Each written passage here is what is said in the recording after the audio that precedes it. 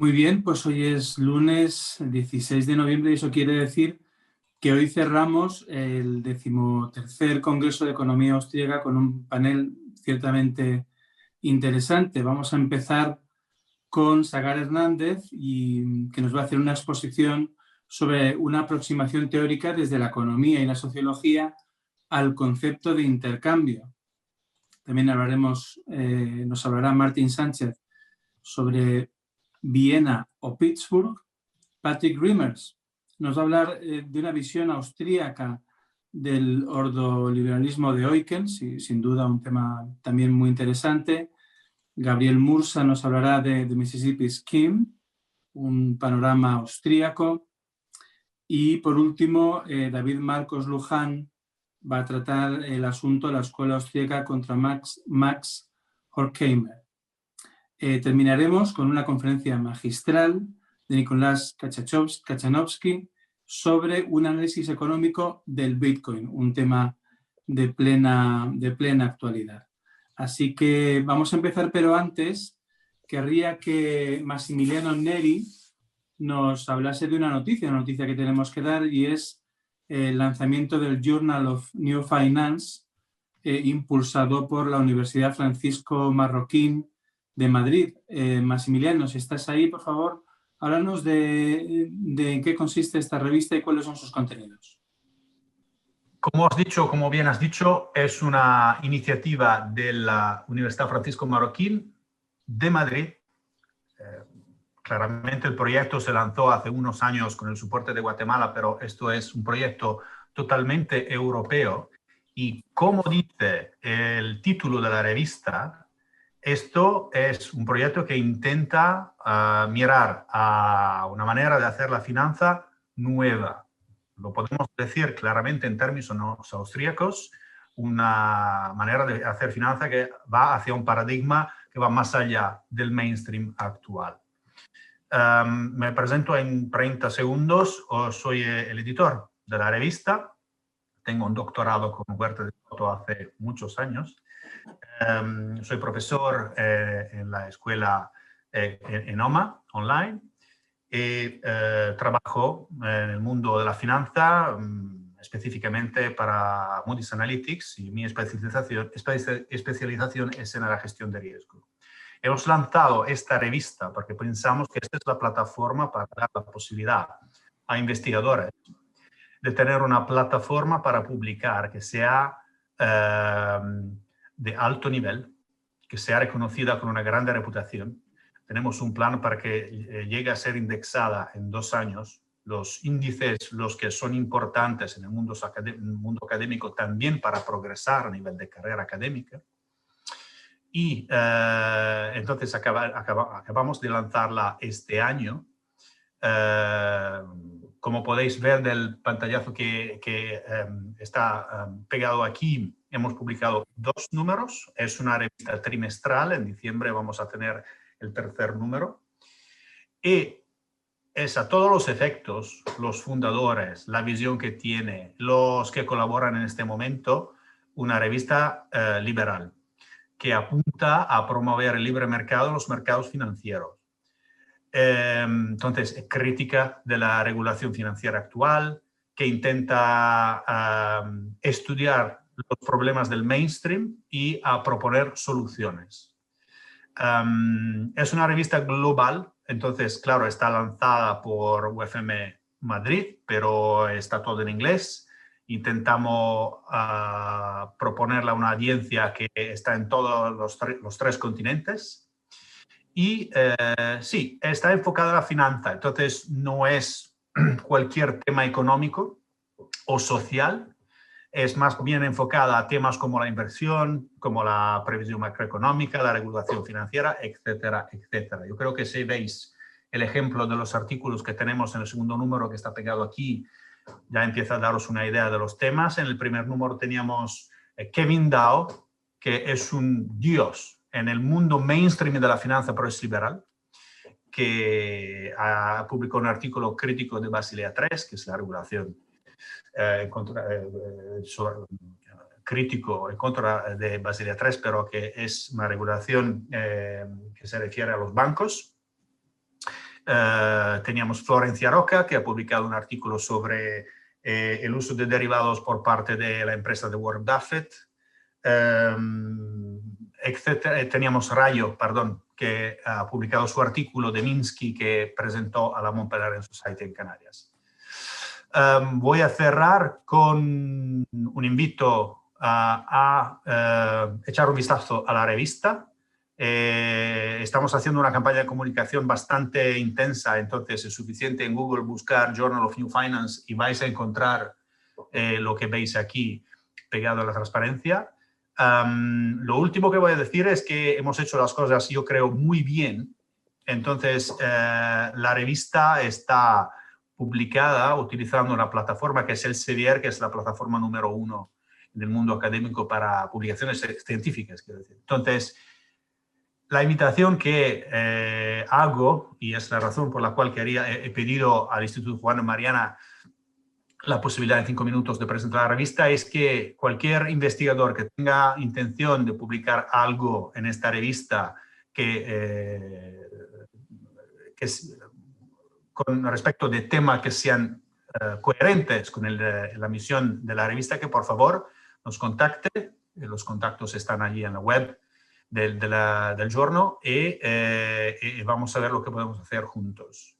Si, por ejemplo, como creo todo el mundo aquí en Europa y en el mundo, estáis reflexionando sobre, a nivel económico, cuál es el impacto de la pandemia y cómo recuperar, y cuál es una visión austríaca con respecto de esto, tenemos justamente un call for paper sobre esto. Y nos gustaría muchísimo recibir vuestros artículos o vuestras propuestas de investigación dentro del final de diciembre sobre este tema. Si queréis saber más, pinchar Call for Papers en la página de la revista y tenéis más información. José Carlos, yo creo que termino aquí. Back to you. Muy bien, Max. Pues muchísimas gracias. Tiene una pinta estupenda.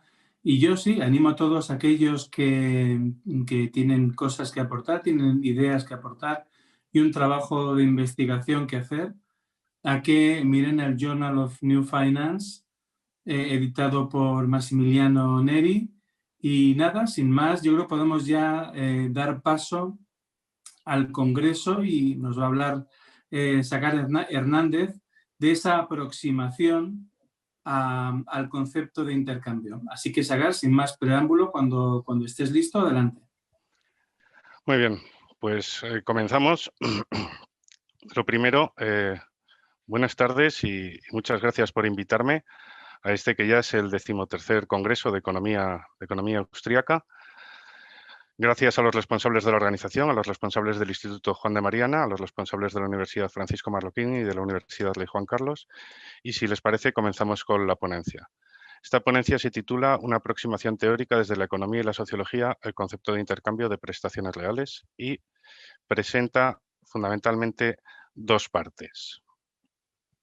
Una primera parte de estas dos, una primera parte que es la definición y principales tipos ideales de intercambio, principales en carácter general, formas de intercambio, tipos ideales, que luego pueden en la realidad encontrar formas concretas que se separen de este tipo ideal, y una segunda parte que serían los principales tipos ideales de intercambios, pero específicamente sobre prestaciones reales. Vamos con la primera de estas partes, definición y principales tipos ideales de intercambio. Un intercambio alude a una transferencia de derechos subjetivos sobre... Perdón porque se ha movido la presentación. Un intercambio alude, como decimos, a una transferencia de derechos subjetivos sobre ciertos bienes jurídicamente protegidos por parte de una persona que goza, al menos estos efectos, de un reconocimiento pleno de derechos subjetivos. Sí quisiera decir, de llamar la atención sobre dos elementos de esta definición. En primer lugar, el objeto de los intercambios son los bienes jurídicamente protegidos. No son otra cosa. Hay distintos bienes jurídicamente protegidos, hay prestaciones distintas, pero son esos bienes jurídicamente lo que se intercambia. Por ejemplo, con respecto a los bienes reales, llamarlos así, sujetos a derecho de propiedad, no se intercambian los bienes. Quisiera aclarar esto bien, se intercambian los derechos sobre esos bienes a los que denominaremos posteriormente titularidades.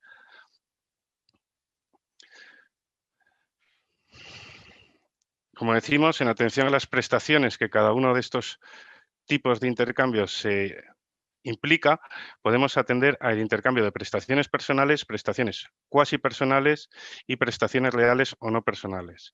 Como vemos, cada uno de estos tres tipos, prestaciones personales, cuasi personales o no personales, implica una graduación con respecto a las facultades que se imponen a aquel titular de las prestaciones para desarrollar determinadas acciones con respecto a esas mismas prestaciones. Las prestaciones personales, por ejemplo, en tanto que bien jurídicamente protegido, remitirían a una promesa de acción voluntariamente emitida por una persona a favor de otra. Quiero aclarar, insisto, en el segundo elemento, que cuando hablamos aquí de persona estamos hablando estrictamente de persona en el sentido jurídico. No estamos hablando de la dignidad como ser humano o lo que sea. Es persona en tanto que sujeto de derechos plenos, sujeto de derechos y deberes plenos. La rama del derecho que se ocuparía de este intercambio de relaciones de prestaciones personales sería el derecho de contratos. Por otra parte, nos encontramos con las prestaciones cuasi personales.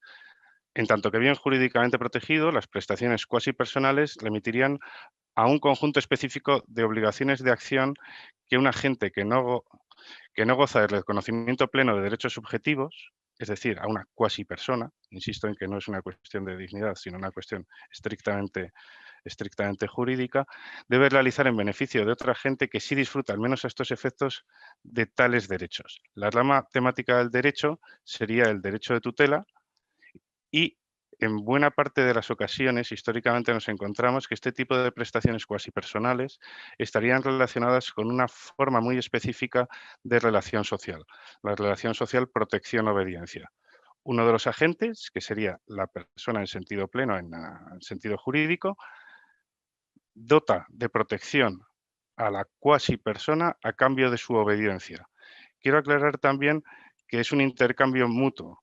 Se generan obligaciones por parte de la persona que dota de protección a la cuasi persona y la persona también presenta obligaciones hacia la cuasi persona. Quizá el ejemplo histórico más claro para entender este tipo de prestaciones, de intercambio de prestaciones cuasi personales, serían la Edad Media, el vasallaje, este tipo de circunstancias.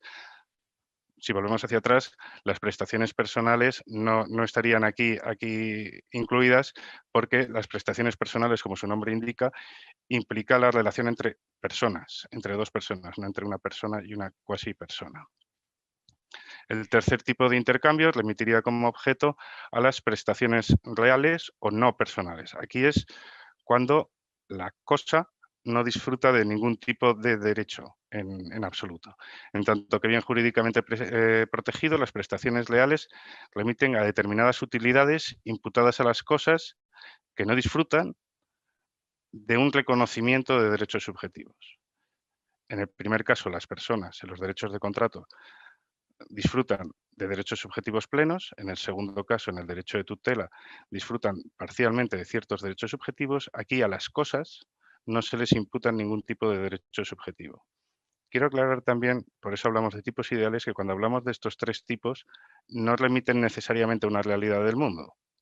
A cualquier persona con un mínimo de sentido común se le ocurre a día de hoy que no se puede tratar a un ser humano como una cosa, pero eso era precisamente lo que sucedía en el derecho romano más o menos clásico, de los siglos I y II. Quiero decir que cuando estamos hablando de derechos reales, estamos hablando de reales en tanto que remiten a cosas y que esas cosas se definen por no disfrutar del reconocimiento alguno de derechos subjetivos. Nos parezca bien o nos parezca mal, que supongo que a todos nos parece mal. La rama temática del derecho del intercambio de prestaciones reales o no personales son los derechos reales, basados todos ellos en el derecho de propiedad. Esto también quisiera aclararlo. Los derechos reales son modificaciones sobre el derecho de propiedad. El derecho de propiedad implica reconocer al propietario una serie de facultades, al menos tres en diferentes grados: derecho de protección, derecho de uso y disfrute y derecho de enajenación.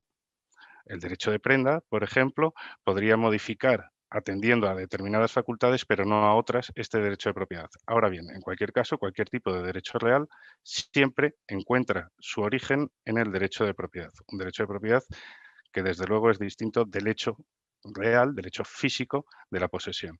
Lo que se transfiere, y esto es importante, como decíamos antes, en estos intercambios de prestaciones reales, no son las cosas físicas propiamente dichas, sino las titularidades sobre las utilidades imputadas a determinadas cosas.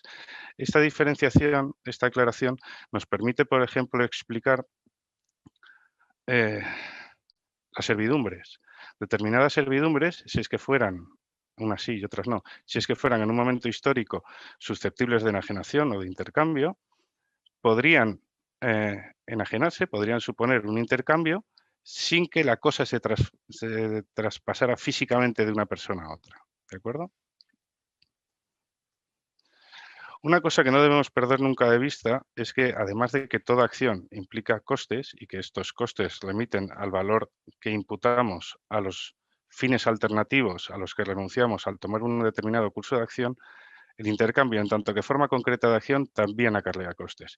Y como veremos a continuación con diferentes tipos de intercambio, específicamente aquellos que tienen que ver con las prestaciones reales, los costes remiten fundamentalmente a la capacidad de ejecutar esa acción, de llevar a cabo ese intercambio, pero también, como señala Hayek, también a la necesidad de dotarse de la información pertinente relevante para llevar a cabo para ejecutar ese intercambio. Pasamos así del carácter general, si se quiere, de esta exposición, al carácter más específico, de los tipos ideales de intercambio con carácter general a los tipos ideales de intercambio de las prestaciones estrictamente reales. Dejamos aquí de lado, por tanto, las prestaciones personales y las prestaciones cuasi personales. Tenemos tres criterios fundamentales a la hora de clasificar los diferentes tipos ideales de intercambio, de prestaciones reales. Podemos atender a tres criterios, como decimos. Por una parte, podemos atender a las personas que implica directamente dicho intercambio. Quiero aclarar que cuando hablamos de personas que implica directamente dicho intercambio no entro en contradicción con la afirmación anterior, porque lo que estamos diciendo antes con respecto a los tipos de intercambio en general es que los objetos del tipo de intercambio pueden remitir a personas, pueden remitir a cuasi personas o pueden a prestaciones cuasi personales o a prestaciones reales. Pero aquí en los intercambios las personas directamente implicadas serían siempre personas, no podrían ser cosas. No existe la posibilidad legal de establecer una relación jurídica entre una persona y una cosa. Eso es absurdo directamente. En segundo lugar, el segundo criterio que podemos atender para clasificar estos tipos ideales de intercambio de prestaciones reales es si existe o no existe reciprocidad en los intercambios. Existen intercambios sin reciprocidad y no debemos perderlo de vista. Esto lo supo ver muy bien, por ejemplo, Carl Menger en su libro en su artículo largo sobre el dinero. No todo intercambio de prestaciones reales es una transacción. No, es verdad. Hay tipos de intercambio de prestaciones reales que no son transacciones y lo vamos a ver atendiendo a estos tres criterios posteriormente.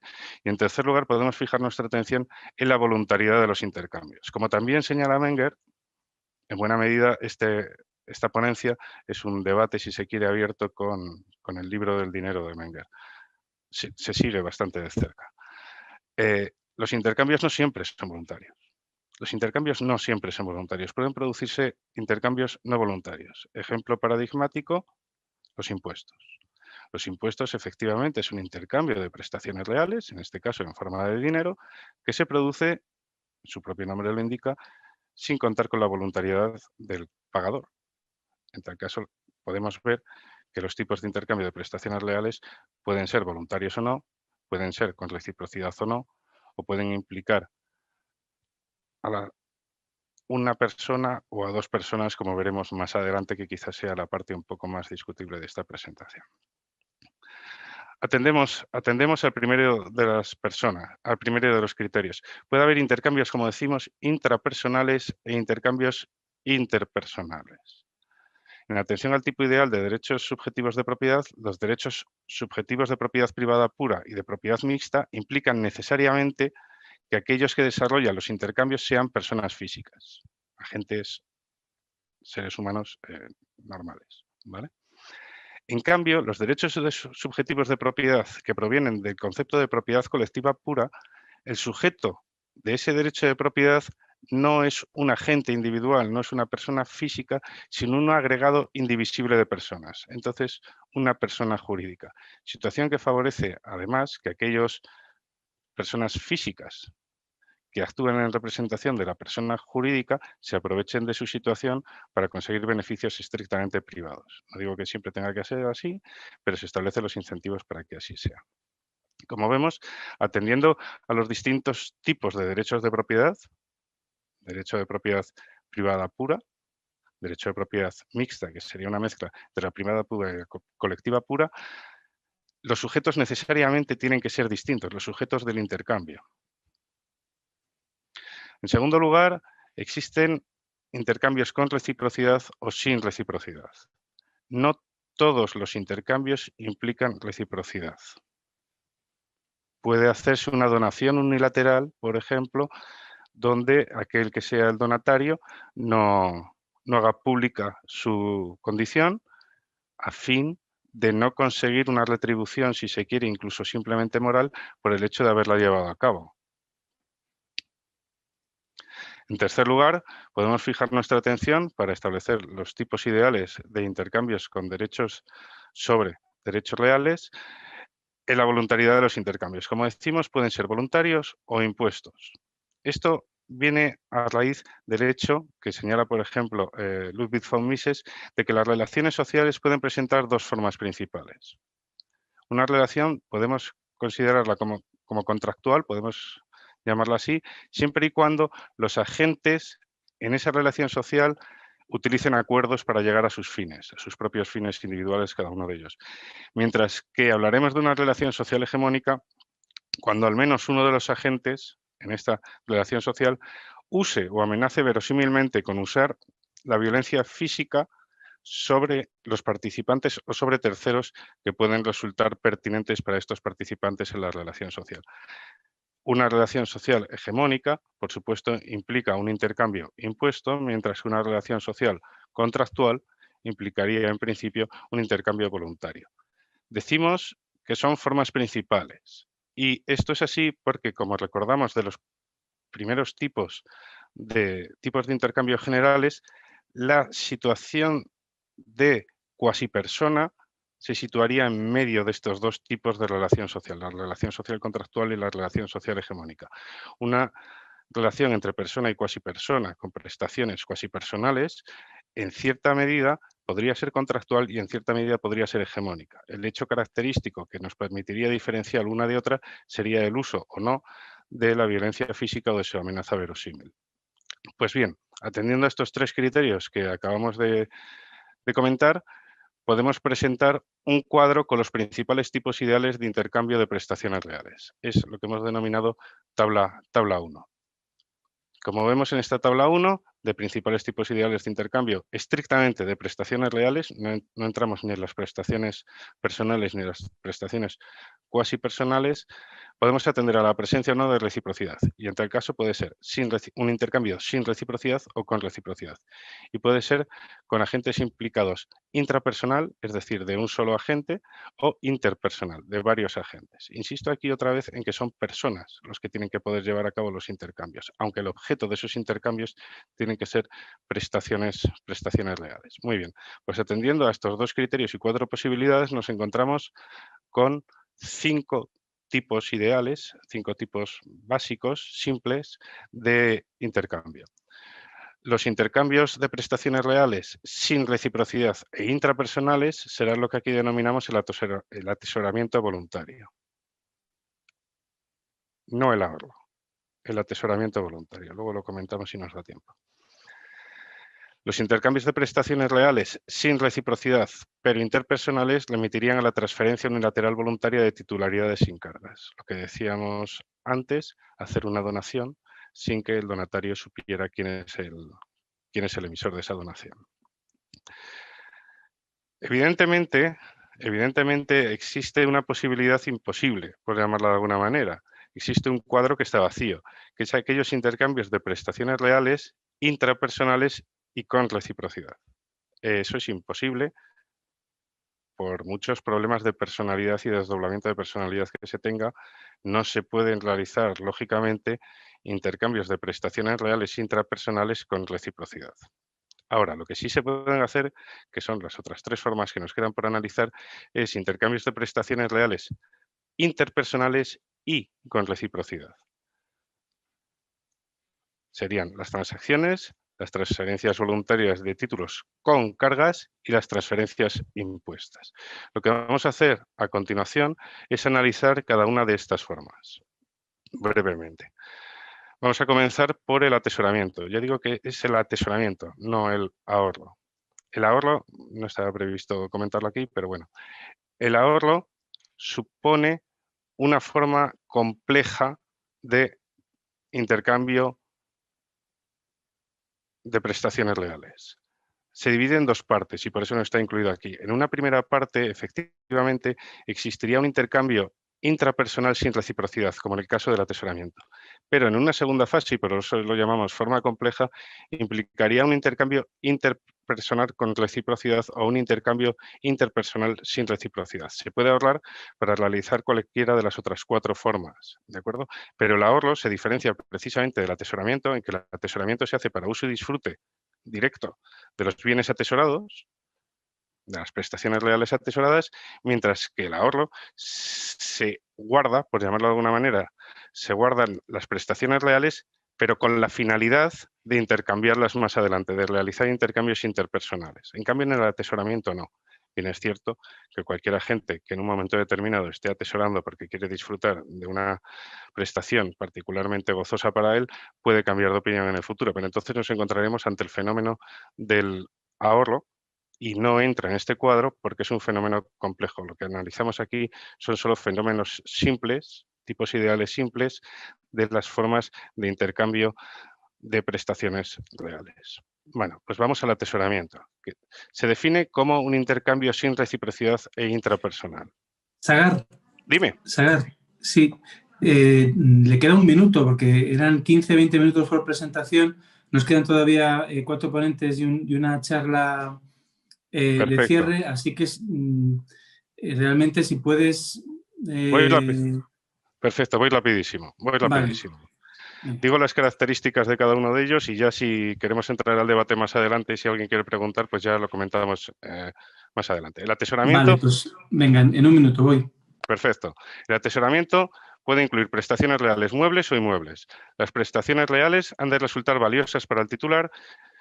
Es más probable que se desarrolle el atesoramiento cuando el derecho de propiedad está suficientemente protegido y se puede realizar en dinero. No se puede realizar en dinero, pero sí en especie.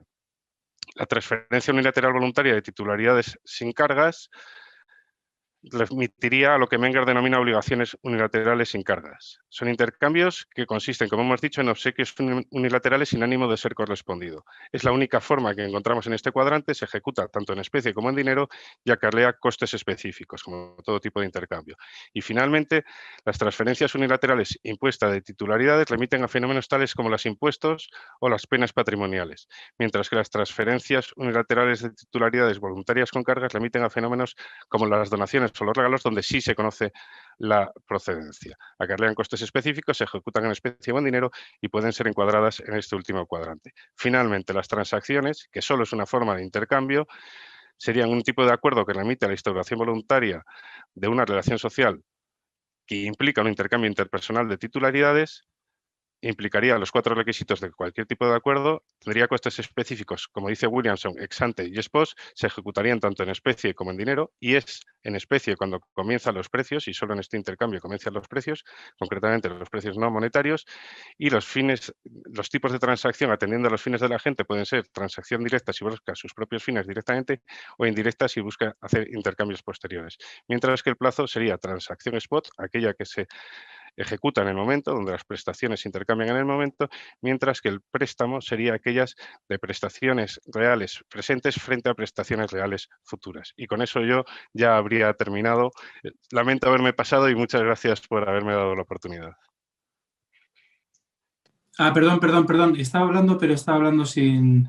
Decía que muchas gracias a ti decía que muchas gracias por compartir con nosotros estas ideas sobre lo que es la célula, ¿no? del intercambio, de la cooperación social, como es el intercambio. Pasamos entonces a Gabriel Mursa, que nos va a hablar de una visión austríaca de The Mississippi Scheme. Gabriel, cuando quieras, te estamos escuchando. José Carlos, soy profesor de teoría económica en la Universidad de Iași, Rumanía, y también soy el presidente del Instituto Hayek de Rumanía.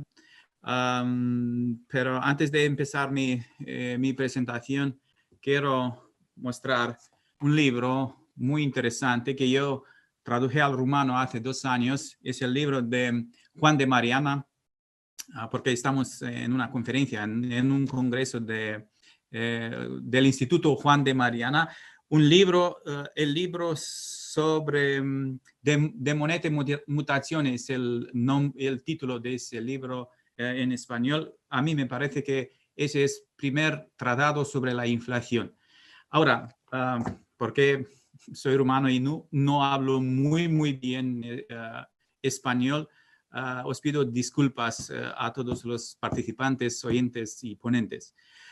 Voy a explicar en 15 minutos las ideas principales de ese artículo, de ese papel, cuyo objetivo es el de utilizar la teoría austriaca del ciclo económico para explicar una de las burbujas más grandes de la historia, la burbuja que pasó hace 3 siglos en Francia, la burbuja de Mississippi. Al mismo tiempo, nosotros, yo y mi compañera del Instituto Hayek, intentamos demostrar que la teoría austriaca del ciclo económico es una teoría sostenible. No intento hablar mucho sobre la teoría austriaca del ciclo económico porque estamos en el Instituto Juan de Mariana y creo que toda la gente sabe esa teoría, pero en unas palabras voy a decir que el ciclo económico aparece cuando hay un aumento de la oferta monetaria a través de la expansión del crédito. Y sabemos que en un sistema bancario de reserva fraccionaria, los bancos pueden alimentar la cantidad de crédito ofrecido sin crecer el nivel de sus depósitos bancarios. Cuando pasa eso, cuando hay una expansión del crédito, los negocios de los bancos se vuelven más rentables a corto plazo, aumenta el consumo de los prestatarios, aumenta las ventas de bienes de consumo y bienes de capital, crecen las ganancias de las empresas y lo que es muy importante, disminuye la tasa de desempleo. Una expansión, el primer efecto de una expansión del crédito es bajar los tipos de interés. A unos tipos de intereses más bajos, mucha gente está interesada a renunciar a ahorro y preferir y consumir más. Pero esa expansión del crédito conduce inevitablemente a una inversión de la tendencia, convirtiendo el boom en una depresión, porque los precios de los bienes de consumo y especialmente los bienes del capital está trastornando los proyectos de inversión de los empresarios a medida que suben los precios de producción.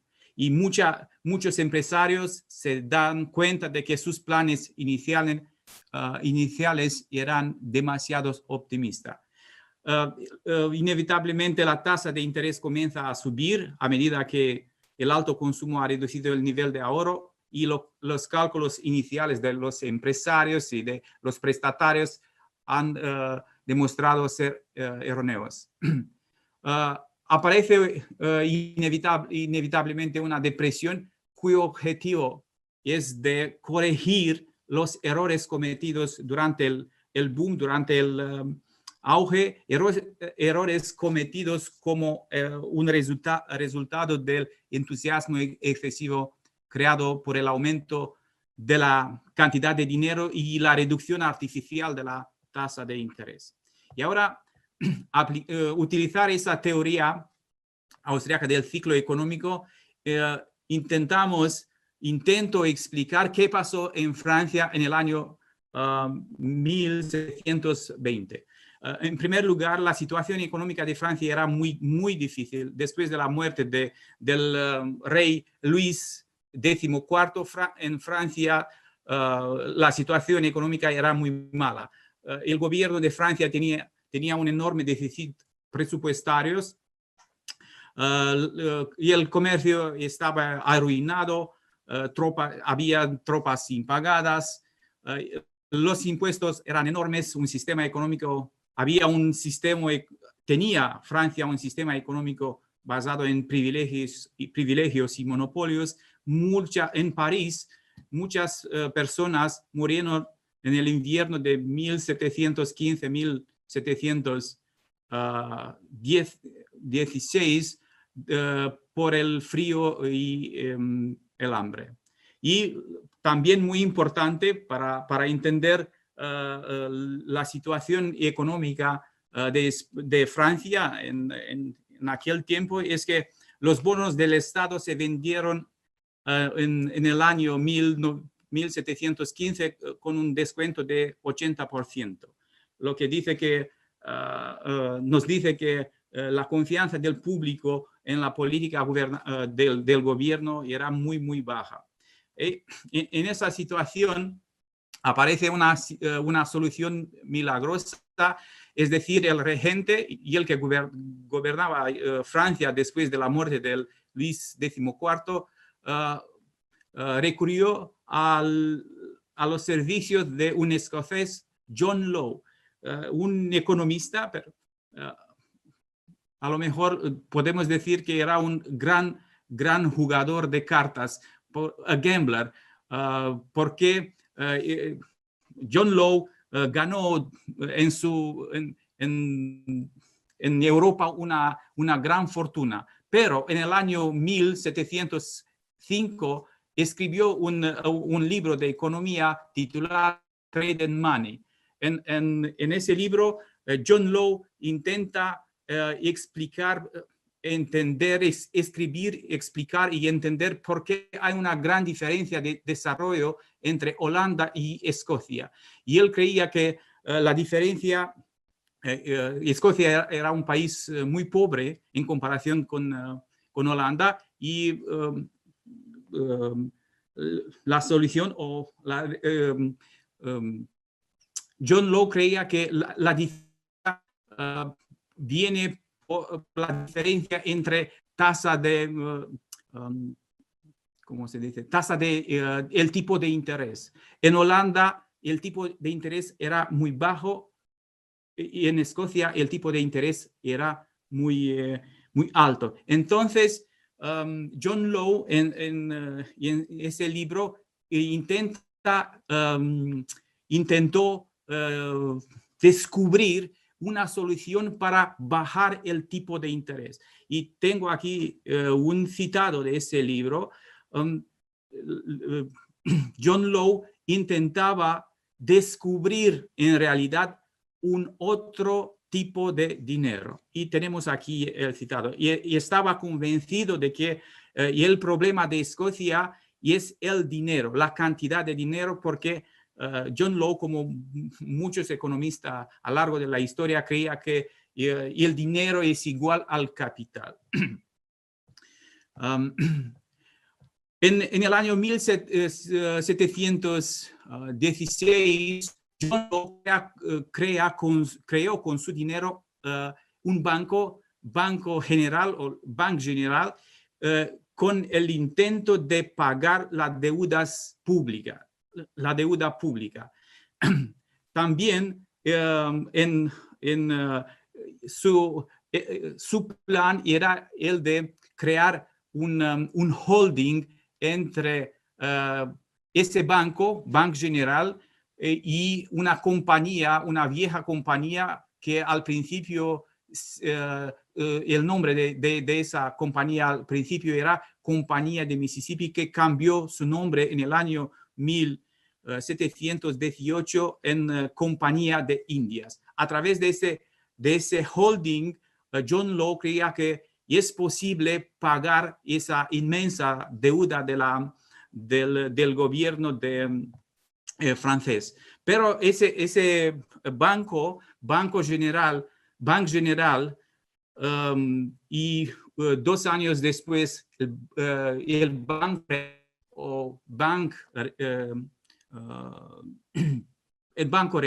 Banco Royal, no era un banco cualquiera, era un banco especial porque John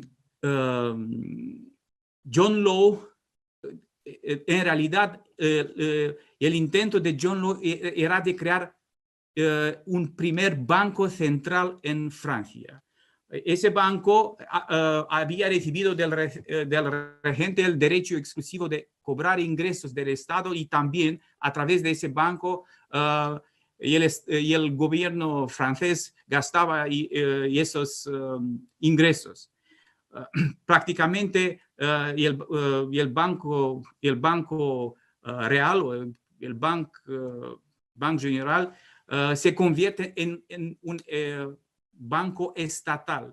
También en el año 1718, los billetes emitidos por el banco debían ser aceptados para pagar los impuestos. Es decir, la moneda emitida por ese banco tenía un curso legal, aunque un curso no completo.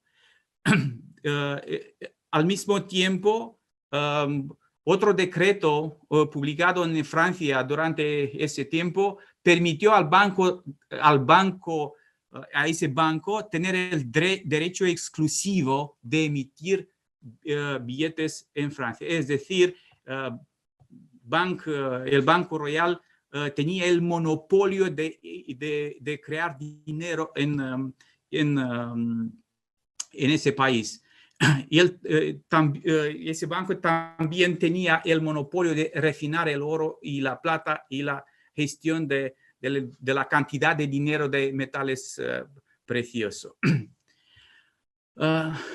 Lo que es también muy importante desde mi punto de vista es que los billetes emitidos inicialmente por el Banco Real es que esos billetes se pagaban a la vista en metales preciosos. Esta es la razón más importante por la que John Law cambió el nombre del banco a Banque Royal.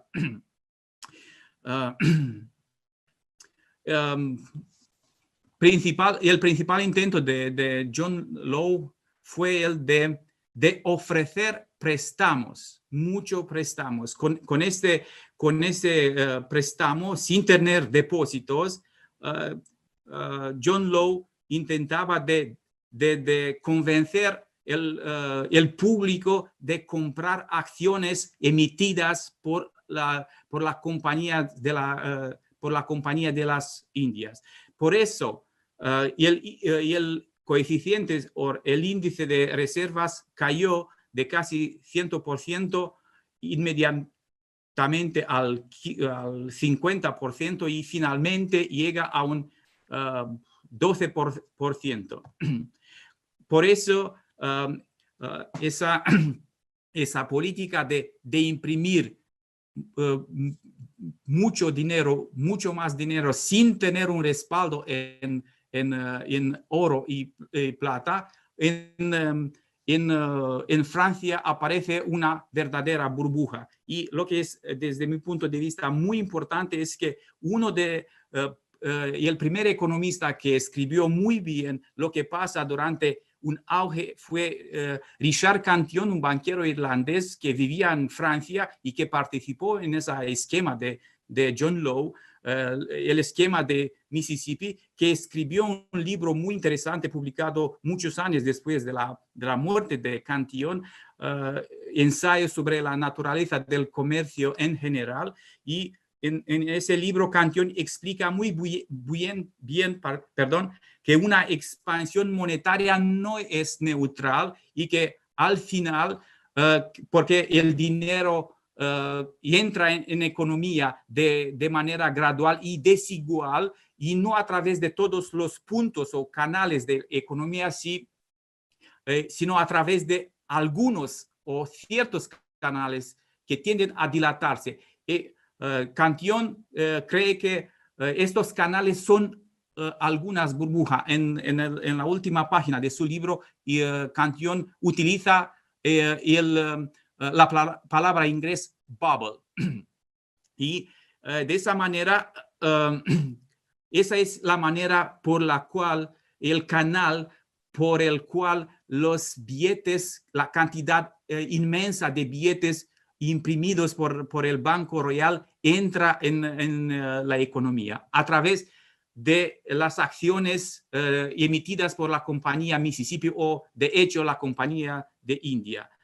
También hay que decir que esa compañía tenía el monopolio del comercio exterior francés, que intentaba obtener beneficios para pagar la deuda del gobierno francés, y esa compañía intentaba invertir el capital atraído por la emisión de acciones en Luisiana francesa, un territorio que en aquel tiempo pertenecía a Francia a lo largo del río Mississippi en Estados Unidos. Al principio de ese auge, el valor nominal de las acciones de compañía de Indias era 500 libras por pieza, aunque el precio de mercado y el precio real del mercado era de 200 libras. Pero también muy importante es que el Banco Royal imprimía dinero y prestaba ese dinero con un tipo de interés muy bajo en comparación con los otros bancos que practicaban tipos de intereses muy altos en Francia. Y también importante es el hecho de que una persona podía comprar acciones emitidas por la compañía de Indias, garantizando el crédito con las mismas acciones. Y el efecto más importante de esa política de crear mucho más dinero, de crecer de una manera extraordinaria la cantidad de dinero sin un respaldo en una cantidad de oro y plata, y comprar acciones emitidas por la compañía de Indias, fue una explosión de precios de las acciones y una euforia generalizada en París y en toda Francia. Prácticamente en esos años, en el año 1719, al principio de 1720, aparecieron le nouveau riche en París, los nuevos ricos. Por ejemplo, el auge fue tan tremendo que el carruajero de John Law se vuelve millonario en unos días y renuncia a su puesto de trabajo. Todo el mundo venía de todos los rincones de Francia a París para comprar acciones emitidas por esa compañía. Toda la gente compraba comida muy cara, mueble muy cara, ropas muy cara y mucho así. En ese tiempo, John Law se convertía en ministro de Finanzas y fue nombrado miembro de la Academia de Ciencias. Y creía que es de sí mismo que es el hombre más rico de la Europa y probablemente de la historia. Pero poco a poco los precios de consumo y los precios de capital crecían muy rápido y el auge estaba al final.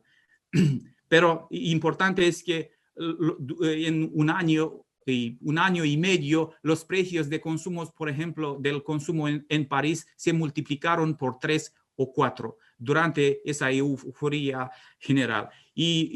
Pero en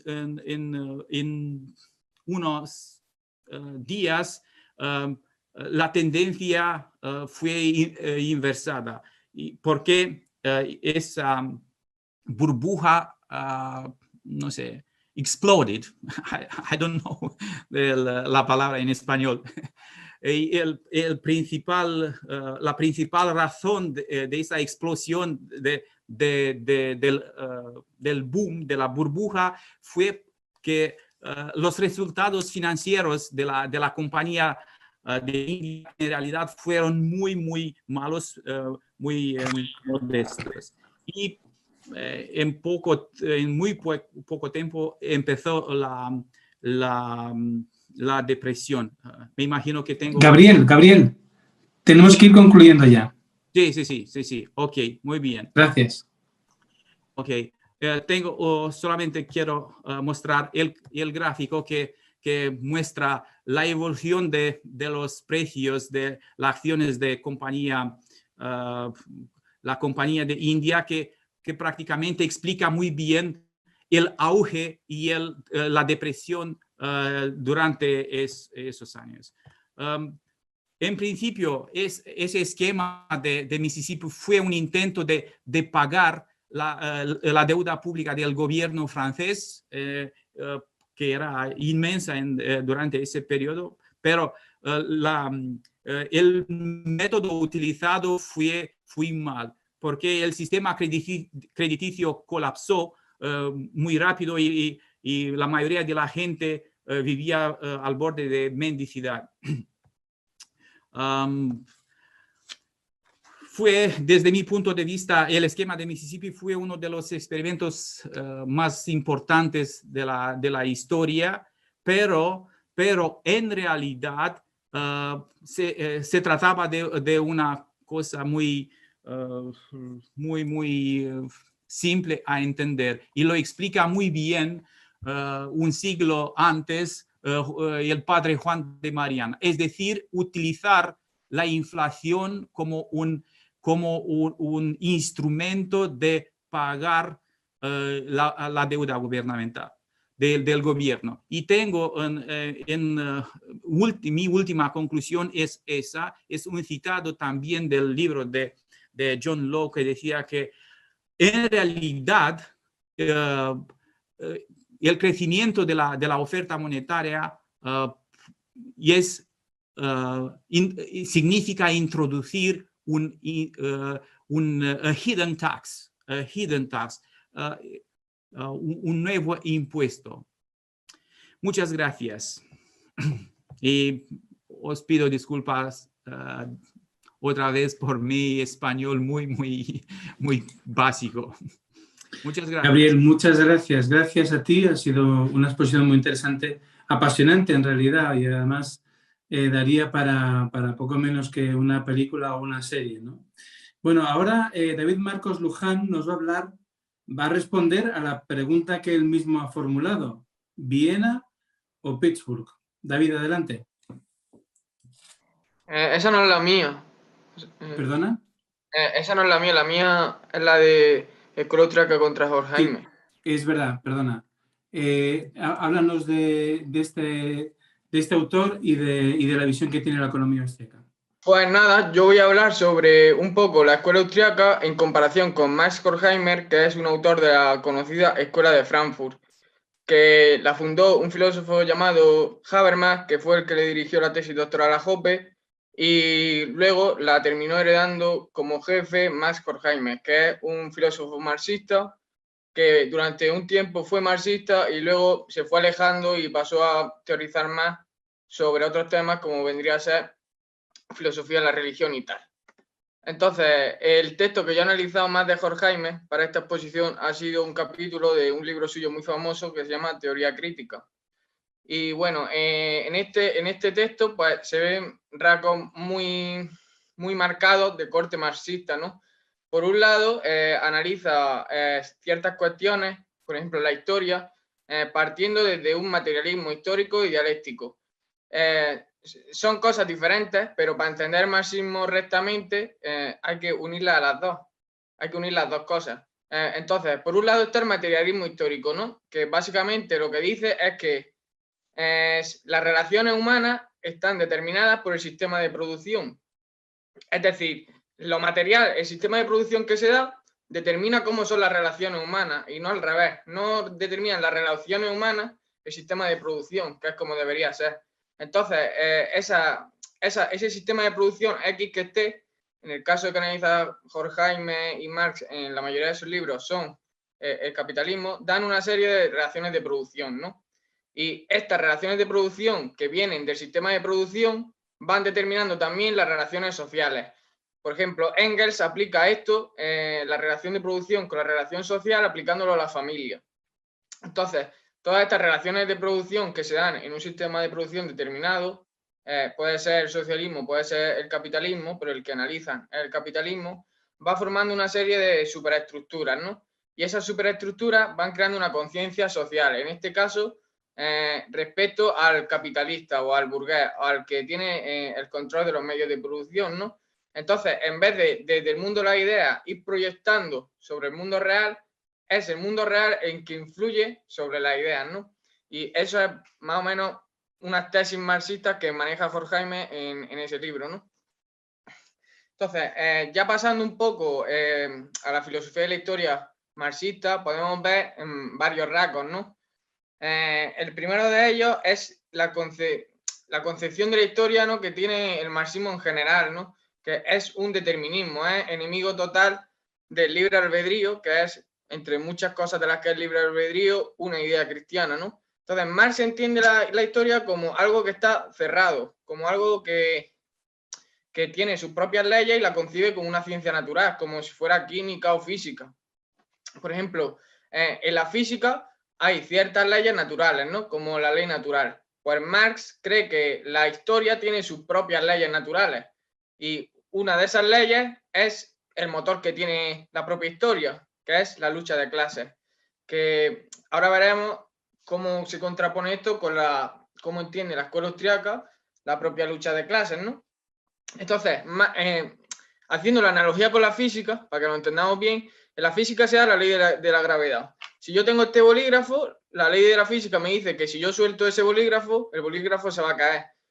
Y entonces yo puedo hacer, conociendo las leyes de la física, ciertas predicciones, ¿no? Entonces Marx lo que dice es que, por caso análogo, si conozco las leyes de la historia, puedo predecir la historia. Y eso es lo que él cree que puede hacer. Y por eso hace una serie de predicciones que, entre muchos filósofos que lo han criticado, está el discípulo de Popper, Thomas Kuhn, que es un famoso filósofo de la ciencia, vaya, es de los famosísimos. Sobre todo Lakatos, Popper, Kuhn, Feyerabend son los más famosos.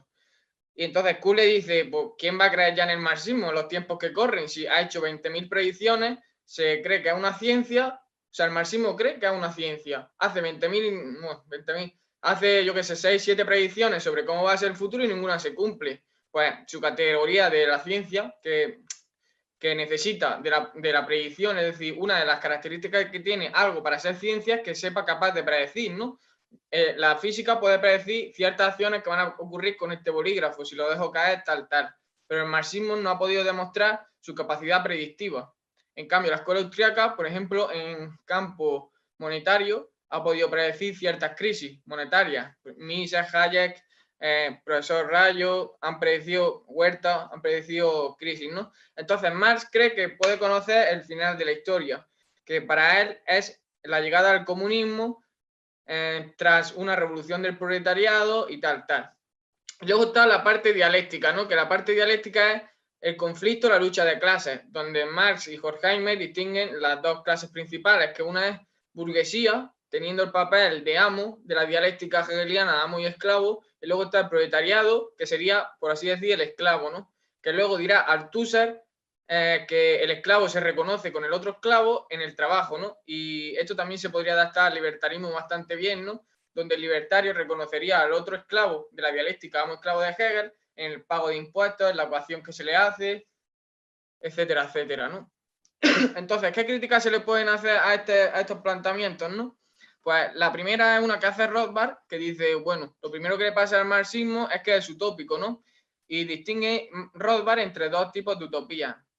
Una utopía que no tenga ningún argumento de imposibilidad de por medio, como podría ser en todo caso el anarcocapitalismo, y otra utopía que sí tiene un argumento de imposibilidad de por medio, como el marxismo, y por tanto es irrealizable, ¿no? Digo que el anarcocapitalismo puede ser entendido como una utopía, aunque esto es muy discutible, en el sentido de la etimología de utopía, ¿no? Que significa no topos, no lugar, nowhere, es algo que no está ahí. Es decir, aquí no hay anarcocapitalismo en España ni en ningún sitio, por tanto, en ese sentido es una utopía, aunque teóricamente no lo sea. Luego, otra característica es que el marxismo va o es incompatible con la naturaleza humana, entendiendo uno de estos rasgos de la naturaleza humana como la función empresarial que dice el profesor Huerta, que explica el profesor Huerta de Soto, ¿no? Que la función empresarial es una capacidad innata del ser humano para ver el medio, captarlo y de forma racional y eficiente intentar aprovecharlo de la mejor manera posible, ¿no? Entonces, el marxismo es agresión institucional contra esta característica de la naturaleza humana. Lo que pasa es que hay algo que habría que puntualizar aquí que influye en el tema de la función empresarial, que es los apuntes o los distintos matices que da el profesor Don Lavoie, que es el maestro de Peter Becky, al tema de la función empresarial y tal, a Kirchner, ¿no? Por ejemplo, que la cultura puede influir en la función empresarial y por tanto, a priori, esto no se puede saber la función empresarial 100% de forma perfecta, sino que la cultura, que es algo empírico, que sea por orden espontáneo y tal, necesito para saber al 100% la función empresarial. Y además que la naturaleza humana no solo se agota en la función empresarial, sino que la función humana, o sea, la función empresarial, por ejemplo, presupone otra característica de la naturaleza del hombre, que es racional. Pero como dice Hume en el ensayo sobre el entendimiento humano, el hombre es más que un ser racional, también es un ser social, por eso comercia, dice Hume, o es un ser sentimental, ¿no? Esto también estaría muy en consonancia con la teoría de los sentimientos morales de Adam Smith, ¿no?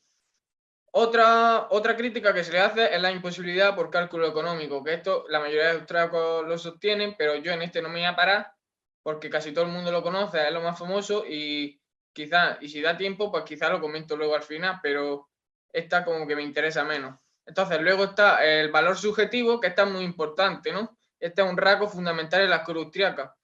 Y von Baber, por ejemplo, dice que lo que tenemos que ver del marxismo es que es un edificio muy bien hecho, pero que tiene los pies de barro. Entonces, si quitamos los pies de barro, el edificio entero se cae. ¿Cuál considera von Baber que es la base del marxismo? La teoría del valor trabajo. Si demostramos que el valor no viene determinado por el trabajo y viene determinado por la concepción psíquica que tiene el hombre, el individuo en cuestión, al valorar un bien, es decir, es esa concepción psíquica que cuando el hombre valora, lo que hace que una cosa sea un bien o no del trabajo. Y pone un ejemplo muy bueno de un diamante, ¿no? Ponemos un buzo y un hombre normal de la calle. El buzo va por el diamante, lo coge, tiene que bucear y todo, y hay trabajo, ¿no? Y en cambio, el hombre de la calle coge el diamante así, se agacha y lo coge. Pues según Marx, ese diamante debería valer diferente que el diamante del buzo debería valer diferente del diamante cogido de la calle, cuando eso no debería ser así necesariamente. Y también en críticas parecidas expone Menger en su obra Principios de Economía Política. Otra crítica que se puede hacer, que es la que hace Henry Hadley, que dice que el marxismo es una religión, que esto también lo dice también Popper. Henry Hadley lo llama que es un evangelio, el cual su principal lema es odia a aquel hombre que esté mejor que tú, ¿no? Y en el sentido también de que lo que ha intentado siempre el marxismo con el comunismo y tal, es bajar una especie de paraíso cristiano de Dios a la tierra. Y como bien dice Popper, todos aquellos que han intentado traer el paraíso a la tierra no han traído más que el infierno. Luego, otra crítica que se puede hacer es que el marxismo en general no puede ser considerado como ciencia, ¿no? partiendo siempre en esta consideración concreta del falsacionismo de Popper. Si sostenemos que el falsacionismo es cierto, el marxismo no cabría ser una ciencia, porque no es susceptible de ser refutable, ¿no? Por así decir. Luego, otra crítica que se hace, aunque bueno, en el falsacionismo, como se puede criticar el falsacionismo y demostrar que puede ser falso o no, se puede hacer, por ejemplo, Kuhn lo hace, Feyerabend y tal, y entonces esta crítica no valdría, pero si sostenemos que el falsacionismo es cierto, esta crítica valdría. Luego, otra crítica que se puede hacer es que los marxistas están mintiendo porque hablan de clases sociales cuando en realidad no están hablando de clases sociales, sino que su concepto está más ligado a lo que sería una casta, ¿no? Por ejemplo, la antigua griega, naces esclavo, mueres esclavo, o eres meteco ya, si vienes de Atenas a, yo que sé, a Esparta, eres meteco. Pues ya vas a ser meteco toda tu vida mientras estés en Esparta, ¿no? Entonces no tienes calidad de ciudadano, por así decir, no tienes todos los derechos políticos que tendrías. O, por ejemplo, el sistema de castas de la India, o el sistema de castas del feudalismo. Naces noble, mueres noble, naces campesino, mueres campesino. Pues algo así parece que están diciendo los marxistas de que tú naces trabajador o te haces trabajador y ya vas a ser trabajador para toda tu vida. Y lo mismo con el empresario. Naces burgués, mueres burgués, cuando esta concepción de la historia es muy parmenidia, ¿no? Es súper estática, es así de forma eterna y no ve de ninguna manera que haya algún cambio en eso, ¿no? En cambio, la filosofía más de la escuela austríaca tiene una concepción mucho más dinámica, de incertidumbre, sabe que se puede dar cambios, y en este sentido no es una filosofía parmenidia, sino que es una filosofía heraclítea, ¿no? Que tiene mucho en cuenta el cambio, el orden espontáneo. Por ejemplo, que incidieron muchos los autores de la Ilustración escocesa en esto, Ferguson, Smith, Hume, que luego sistematizó Hayek y potenció a él, ¿no? Entonces, esta crítica de las clases y el marxismo como algo estático lo tiene ahí, y eso es bastante criticable, la verdad. Cuando, por ejemplo, lo de las clases lo vemos hoy en día. Hoy puedes ser rico, mañana pasa algo y ya eres pobre, o al revés, te toca la lotería, cosas así, ¿no? Entonces, otra crítica que se puede hacer es la crítica mediante metodológica, ¿no? Horkheimer maneja todo el rato en el texto un colectivismo metodológico brutal, y Marx lo mismo. Entonces, lo que decimos los austríacos es que esto no puede ser así, ¿no? Porque se basan en un error brutal, que es concederle fundamento ontológico. Esta crítica está muy relacionada con la 9, que podéis ver ahí. Conceden fundamento ontológico a una ficción, algo que no existe, que es al grupo en este caso, ¿no? Pareciera que los marxistas explican la dialéctica de clases como si la burguesía en general existiera, como si los proletarios en general existieran, y ninguna de esas cosas existen. Lo que existe es un proletario, lo que existe es un burgués, y cada uno será de diferente forma y tendrá pensamientos distintos, y a uno pues le gustará jugar fútbol y a otro le gustará jugar a la petanca o fumar, o a uno le gustará ver la tele más, cosas así, ¿no? Que el marxismo no tiene en cuenta, porque para Marx y para Horkheimer esta dinámica de clases se da independientemente de la voluntad de los hombres, ¿no? Y que cada clase tiene una ideología propia. Tú eres burgués, tienes esta ideología, te guste o no. Por eso Marx no concibe, ni Horkheimer, un obrero de derechas, ¿no? Es como algo que en su cabeza no cuadra. Entonces, esta es una colectivización brutal, ¿no? Y luego, dejando esto de lado y volviendo a la crítica 9, lo que critican los austríacos es que puede existir tal cosa como un grupo o conceptos como interés común que sirven para justificar la acción del Estado.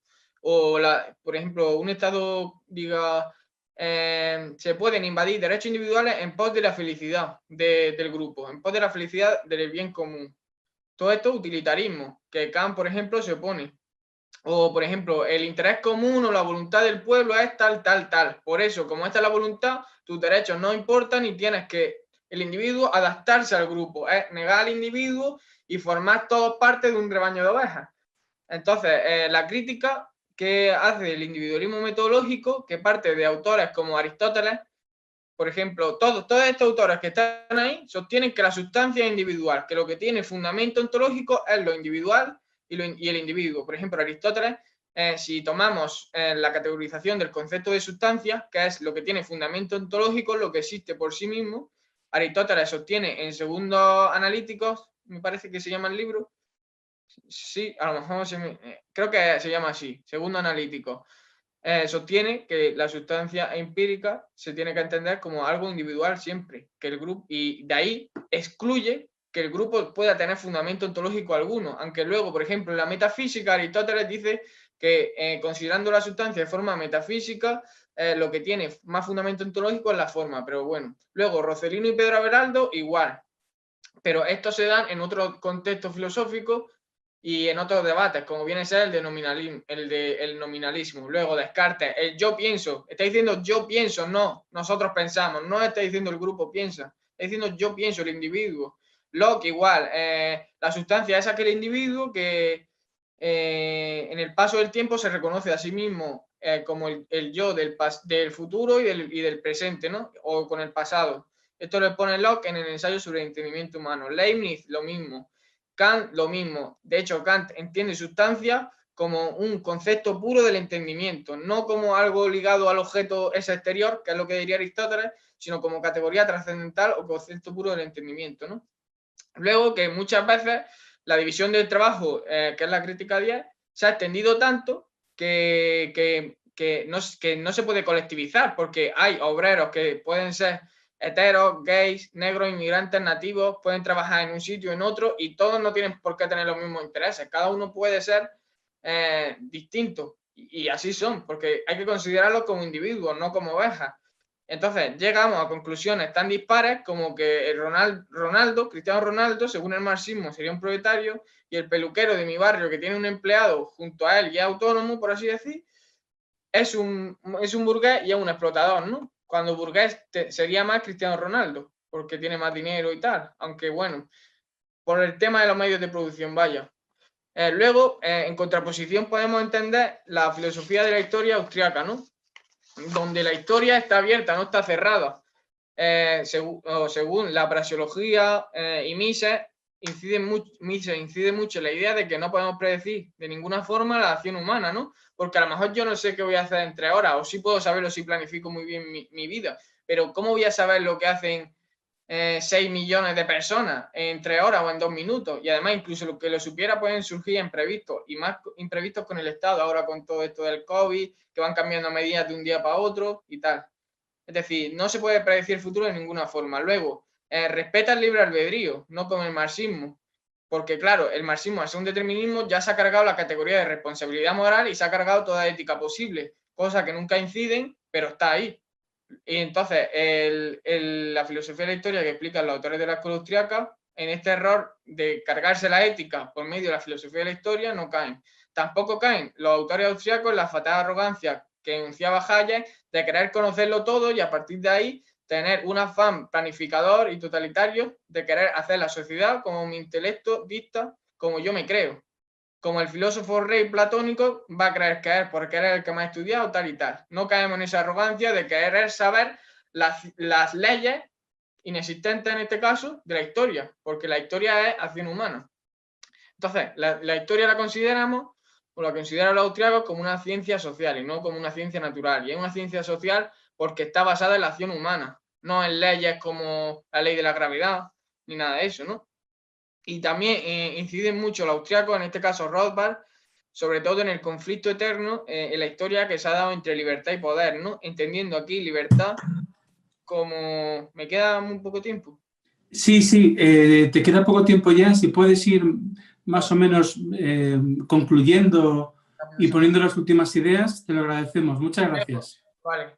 Luego, por ejemplo, otro cambio que se da de Horkheimer al marxismo ortodoxo es con la llegada del Gramsci, que no entienden ya que va a llegar el socialismo por ley natural de la historia, sino como conquista, por así decir, cultural, de que el socialismo llegará cuando la gente sea socialista, y además no entienden tampoco que tenga que ser por revolución del proletariado, porque esto no lo ven como algo ético, porque el fin no justifica los medios. Entonces luego aquí entraría la teoría de clase austriaca, ¿no? Que podría no voy a comentar lo del método, pero que básicamente lo que entienden los austríacos es que hay dos clases, una es el Estado y otra es la clase productiva, es decir, la clase política. Y la diferencia que hay entre las dos es la forma de obtener la renta, una mediante coerción, violencia, impuestos, y otro mediante que obtiene la renta por comercio, consentimiento, voluntarismo, paz. Y también esto está muy de acuerdo con la esencia del Estado que exponen los teóricos de la teoría predatoria del Estado, como Hume, por ejemplo, Carneiro, Oppenheimer, que no se ha de ser necesariamente austríaco para esto ni nada. Entonces, distinción entre medios políticos, fuerza, coerción, y medios económicos, consentimiento y tal. Entonces, el marxismo construye su filosofía desde el poder y desde el legislador, desde el fatal arrogante, y mientras que el libertario, el austriaco, considera que tiene que tener más vigencia el orden espontáneo, ¿no? Luego aquí habría otras consideraciones que no voy a comentar porque no tengo mucho tiempo, y luego lo último sería el concepto de civilización, ¿no? Que el austriaco da aquí un giro de 180 grados.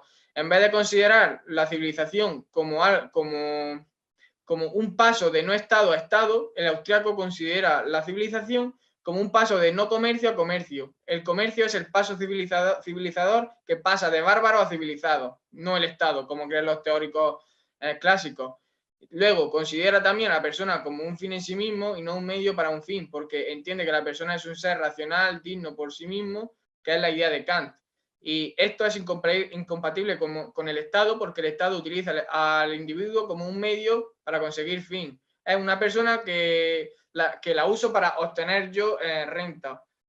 Y bueno, ya si me ha acabado el tiempo, si no comento algo más. Muy bien, David, muchas gracias. Una exposición muy completa a pesar, efectivamente, de la premura del tiempo, ¿no? Por último, hablará Patrick Reimers sobre una visión austríaca del ordoliberalismo de Eucken. Patrick, te voy a decir como el resto de intervinientes que te atengas al tiempo que tienes. Es verdad que llevamos un poco de retraso, pero bueno, no pasa nada. Yo creo que tienes tiempo para compartir con nosotros tus ideas sobre Eucken. ¿Te escuchamos? Sí, muy buenas tardes. Espero que vean la presentación, la primera página. Se ve. Sí. Bueno, este artículo previsto sobre el ordinalismo está relacionado a identificar las particularidades y básicamente el origen de la teoría del ordoliberalismo a través también desde una perspectiva de la escuela austríaca. Igual como tenemos poco tiempo, mejor hacerlo en inglés, si me permiten.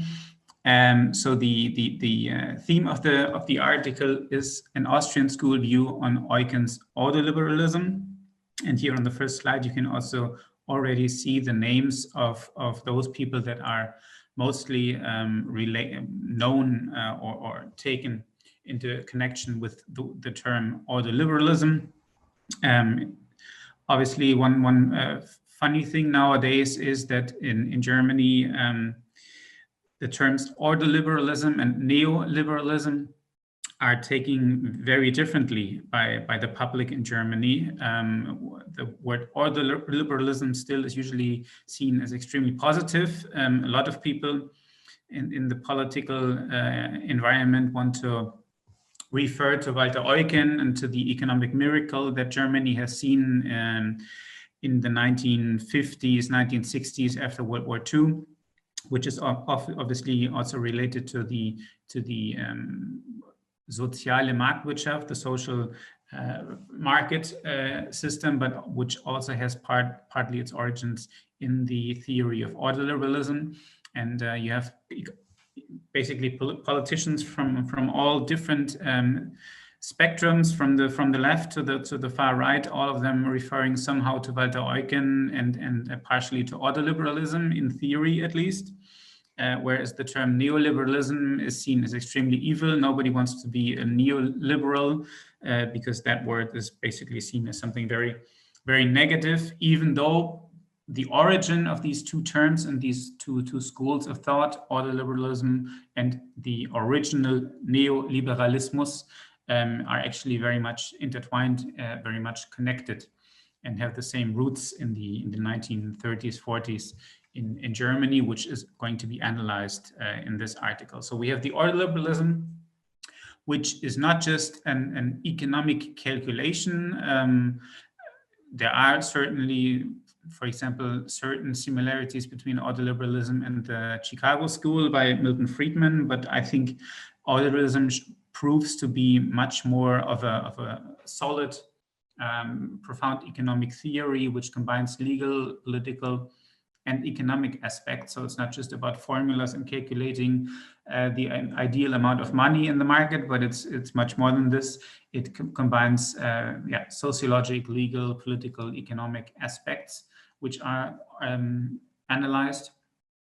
It supports a market order with a regulatory framework created by the state. So a lot of ordoliberals often refer basically to a football match, where you need an umpire, to guide the match. So you need somebody to set the rules and to check up on the rules between the two teams.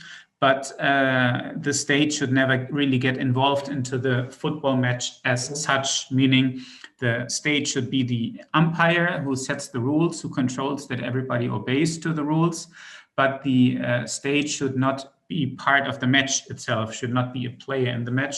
This should be left to the individual football players, which in the free market economy are the privately owned companies which should compete with each other. So the main concept of ordoliberalism is that the state should protect that there is competition, which was very important to Walter Eugen, who said that it's not just important to have a privatization of everything, but the purpose of having a free market and private companies is that there's actually a real competition between different providers of services, and that the citizens or the market as such is basically benefiting from this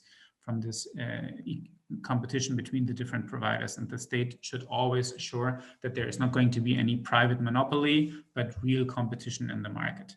So ordoliberalism can basically be seen as a third way between the classical liberalism or what was later then called laissez-faire liberalism on the one hand, and the collectivist totalitarian ideas of socialism, fascism, national socialism on the other hand.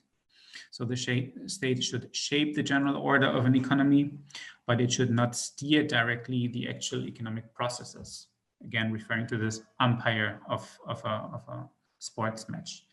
Eugen said the state planning the general order, yes, that's the purpose, but the state planning and steering the economic process, no, that should definitely not happen. And ordo comes from order, which means setting up the politically set framework, the basis for a functioning competition in the view of ordoliberals.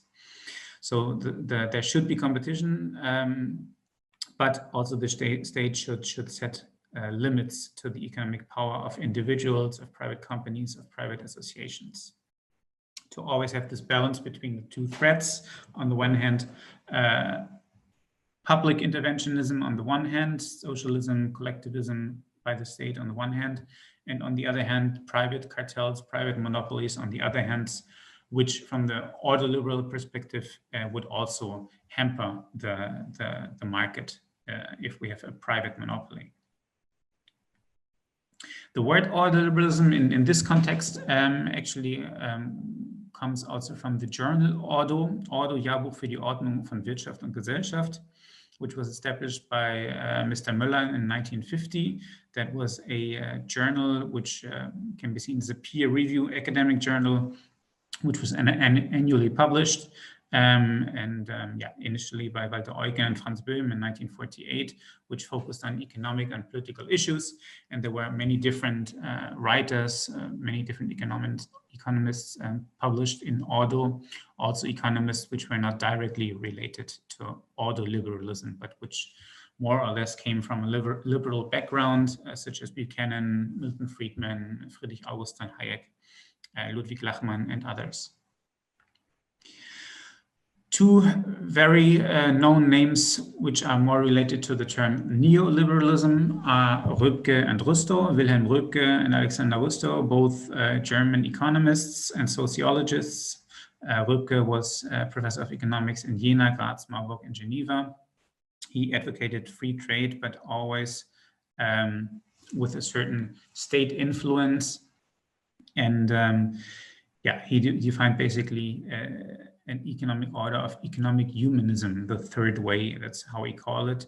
And very similar also Alexander Rustow, who created the term neoliberalism to separate new liberalism from classic liberalism. Initially, the word was originated at the clock Walter Lippmann, and then further developed in Germany by basically, or mainly these two great thinkers, Röpke and Rustow. From the ordoliberal perspective, we have Walter Eucken, who is the most known ambassador, basically, of ordoliberal ideas. His main work was probably Grundsätze der Wirtschaftspolitik, in which he said the economic activity of the state should be focusing on shaping the order of the economy, not on influencing the direction of economic processes. And Franz Böhm, very similar, said the fact that much more knowledge of facts enters into the order of a market economy than any individual or even any organization can know is the key reason why the market economy performs more than any other economic form. If you read this phrase again, it's very similar also to what Friedrich August von Hayek said, what Michael Polanyi said.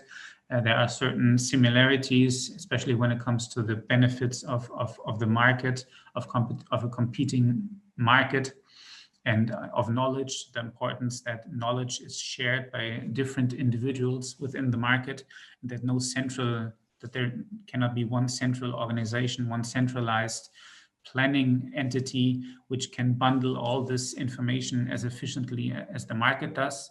So from this perspective, when it comes to the inefficiency of any centralized planning and socialism and the benefits of real competition with free agents in a market, Eucken, Böhm, Michael Polanyi, and also Friedrich August von Hayek had certain similarities in their thoughts. The theoretical foundation, also for the paper, are basically the main works of these four thinkers, Franz Böhm, Walter Eucken, Alexander Rustow, and Wilhelm Röpke. The Foundations of Economics, written by Walter Eucken. In German, Die Grundlagen der Nationalökonomie, is probably one of the most important works written. And as you can see, this theory had its strong period in the 1930s, 40s, up until the 50s. Unfortunately, Walter Eucken died very young, unlike, for example, several other economists which turned 90 and had many decades in order to write their works. In the case of Walter Eucken, due to his early death, the time period to influence politics was much shorter. So the third way to protect citizens from concentration of power is the main purpose of the ordoliberal concept, basically. There's the state, there's the companies, there's other groups, and the individual. And the ordoliberal concept should try to harmonize all these, just like the idea of the third way should harmonize the pros and cons of laissez-faire liberalism on the one hand and collectivist orders like socialism on the other hand. So the ordoliberals were relatively positive in regards to democracy. Most ordoliberals supported the general concept of democracy, unlike most Austrian school economists, which also saw a lot of difficulties in the democratic concept. When you talk about ordoliberals, their idea of democracy is more, their perception of democracy is much more positive. Obviously, they focused on separation of power, of the rule of law, with a strong constitution. not a big state, but at least a strong constitution with limitations in power of the legislative bodies, to avoid concentration of power by a single entity, whether this single entity is public or private. Any concentration of power should be minimized. So you have this interdependence of politics, economy, and society, and these three areas, they depend on each other and must be harmonized in order to assure long-term prosperity and freedom. But in certain areas, the state must be present and active. Eugen, for example, supported social policies. He did not see social justice as a weasel word, like Friedrich August von Hayek, for example, did.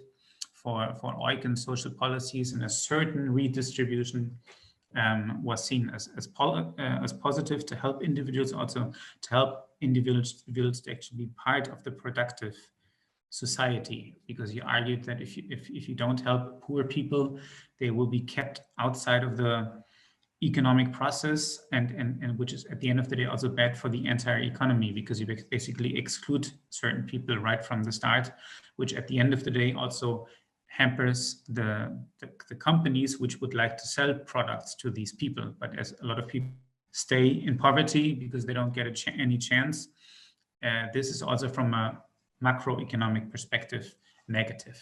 That was the ordoliberal perception. So they rejected private monopolies. They were to a certain degree also for a redistribution of income with a progressive income tax and minimum wages. They were for environmental protection, for public environmental protection. So these four aspects here, which you see, supporting social policy, supporting the term of social justice, basically rejecting private monopolies, certain type of redistribution of income, including minimum wages, and public influence on environmental protection laws. These are all four aspects which ordoliberals supported, which are generally not supported by the Austrian School of Economics. So the ordoliberals want the individual responsibility, they want performance and competition, but they also see the relevance of society as such and of social responsibility.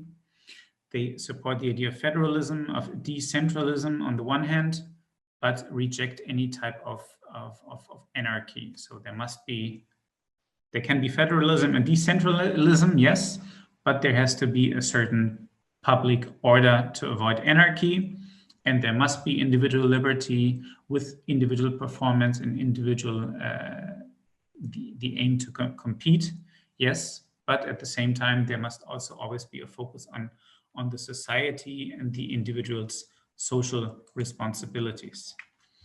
Basic principles of ordoliberalism and the competitive order: the consistency of an economic policy, on monetary policies, which is maybe one of the biggest differences between Eugen and Hayek.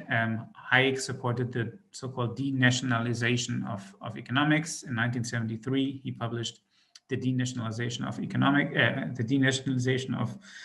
of money in order to allow competition within the monetary market, so that apart from the state, there can also be other states and certainly also private entities which are able to provide their own money in the market, and that finally the customers can choose between the strongest, between the most stable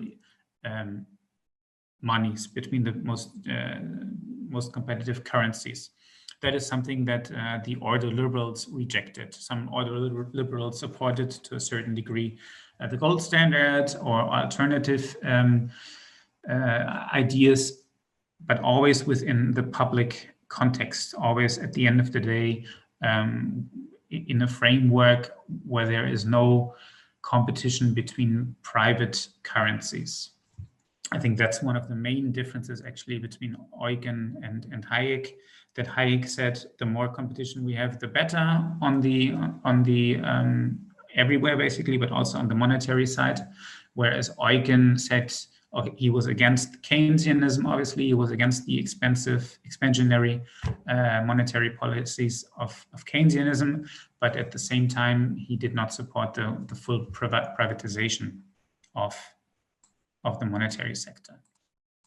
This is just to show a little bit the connection between the order liberals, the neoliberals, the Escuela de Friburgo, Freiburger Schule, which basically combine these two concepts of neoliberalism and order liberalism, and also the different schools of thoughts, which all had a certain impact on these different ideas, where you have neoliberalism, which was influenced by the social democratic, certain social democratic ideas, especially when it comes to equal opportunities in life. That was very important to the order liberals and neoliberals, that young people at least have the same chances at the beginning. And then also, obviously, the impact of classic liberalism, laissez-faire liberalism, all this kind of bundles into the concept of neoliberalism. And in the case of order liberalism, it was similar. The Montpellier Society is interesting when looking at the order liberalism and the relation between the Austrian school and order liberals. At the beginning, in 1947, it was founded in Montpellier in Switzerland, with the three main liberal schools of thought: Austrian school, order liberals, and Chicago school. And at the beginning, they found certain similarities, especially Eucken and Hayek had certain similarities in their ideas. But more and more, the tensions became bigger between the Austrians and the order liberals, so that ultimately in 1950, Mises wrote, "I have more and more doubts whether it is possible to cooperate with order interventionism in the Montpellierine Society." Röpke then also left the Montpellierine Society. More and more order liberals left the Montpellierine Society, because the gap, especially between Mises and the order liberals, was just getting too big. And Mises basically considered the order liberals also to be, at the end, collectivists and to believe too much in state power, rejecting the order liberals' concerns regarding the negative consequences of private monopolies, and also the order liberals' ideas on social justice and so on. So there were many different ideas. So there was initially a certain similarity between the let's say soft Austrians, the Hayek Austrians, and the order liberals, but then more and more fundamental differences came up. Obviously, on empiric analysis, on methodology, there is a difference, particularly between the Misesian-Rothbardian definition of the Austrian school on the one hand, and the order liberals on the other hand. So maybe the gap between Hayek and the order liberals was not so big, but if you take the Mises-Rothbard branch and definition of the Austrian school and compare it to the order liberals, then there were significant differences on methodology, praxeology, for example, but then also on the role of the state in fiscal policies, social policies, on the cartel right, monopolies, and so on. Patrick, tienes que ir terminando, puesto que se nos agota ya el tiempo. Okay. Muchas gracias. So then there is, just to show in Germany why order liberalism is so popular. Obviously, it had an influence on the soziale Markt, on the soziale Marktwirtschaft, which is the system implemented by Ludwig Erhard and Müller-Amack after World War II in order to boost the German economy, obviously also with the help of a lot of money coming from the US. But there was an economic miracle in the 1950s and 60s, and a lot of theoretical ideas of this economic boom throughout throughout this period are rooted in the ideas of order liberalism, which is therefore quite popular. Obviously, negative aspects, you can say that order liberals might have a too positive idea of the state. They should be more radical, from my perspective, on on certain aspects related to fiscal policies, and to social policies, where I think the Austrian school is a little bit more coherent, because they see that the more state you have, the more social benefits you give to the people, the likely it is that the state keeps growing and keeps growing. And then at the end of the day, you have a system which is not liberal anymore, but just a very interventionist system. And the limits of what the state should do and what the state should not do on ordoliberalism are maybe not that clear sometimes, for which I think that the ideas of Austrian school economics are more coherent than maybe the ideas of ordoliberalism. And therefore, also in the regards to monetary policies, I think the ideas of Hayek, for example, were much more brave and much more revolutionary than what the ordoliberals came up with. And here just a view of all the different people who sometimes refer to ordoliberals. In Germany, obviously, the Liberal Party, even Tony Blair had referred to ordoliberals. Many people refer to ordoliberalism, but whether they are actually really liberals or just social democrats at the end of the day is a different story. From my perspective, most of the people that currently in European politics refer to ordoliberalism are actually just social democrats. But ordoliberalism, at least in Germany, still has a positive touch. And these are the ambassadors of ordoliberalism in Germany. Professor Lars Feld, the one on the right, is probably the most known professor in Germany currently alive. That is the most known ambassador of Austrian school, which has a lot of interesting ideas and thoughts. So this is just a summary, which I think we don't have time to run through. I think it's an interesting school of thought, ordoliberalism, definitely more interesting from my perspective than the Chicago school and monetarism, but not as coherent as the ideas of Hayek and Mises, and also not as revolutionary as the ideas, let's say, of many Austrian school thinkers, for which I think it would definitely be an improvement versus the current Keynesianism we see. Ordoliberalism is definitely better than a Keynesian monetary and fiscal policy system, but it is still too much believing into that the state can solve certain problems.